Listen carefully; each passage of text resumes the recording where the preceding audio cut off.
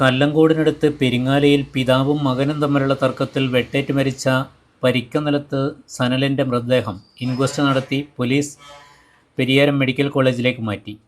സനലിൻ്റെ പിതാവ് രാഘവൻ മെഡിക്കൽ കോളേജിൽ ചികിത്സയിലാണ്. സംഭവത്തെക്കുറിച്ച് കൂടുതൽ അന്വേഷണം നടത്തുന്നതിനായി കണ്ണൂരിൽ നിന്നുള്ള ഫോറൻസിക് വിദഗ്ധരും ഡോഗ് സ്ക്വാഡും വീട്ടിൽ പരിശോധന നടത്തി.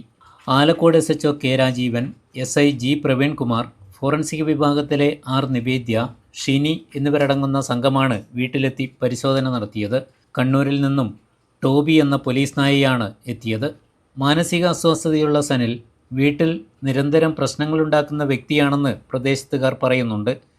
കഴിഞ്ഞ ദിവസം പിതാവും മകനും തമ്മിലുള്ള തർക്കത്തിനിടെയാവും പിതാവിന് വെട്ടേറ്റത് എന്നാണ് നിഗമനം. സംഭവത്തിൽ കൂടുതൽ അന്വേഷണം നടത്തിവരികയാണ് പോലീസ്. 15 വർഷം മുൻപേ തന്നെ സനലിൻ്റെ മാതാവ് മരണപ്പെട്ടിരുന്നു. പുറത്തുള്ളവരുമായി അധികം ഇടപഴകാതെ അന്തർമുഖനായി കഴിയുന്ന വ്യക്തിയാണ് സനലെന്നും ഒരു തവണ ഇയാൾ കിണറ്റിൽ വീണിരുന്നതായും പ്രദേശത്തുകാർ പറഞ്ഞു. ഞായറാഴ്ച രാവിലെയോടെ നടന്ന അക്രമത്തിന് ശേഷം 9:30-യോടെയാണ് സംഭവം നാട്ടുകാരും ബന്ധുക്കളും അറിഞ്ഞത്. രാഘവൻ്റെ സഹോദരി രാഘവനെ ഫോണിൽ വിളിച്ചപ്പോഴാണ് സംഭവം അറിഞ്ഞത്.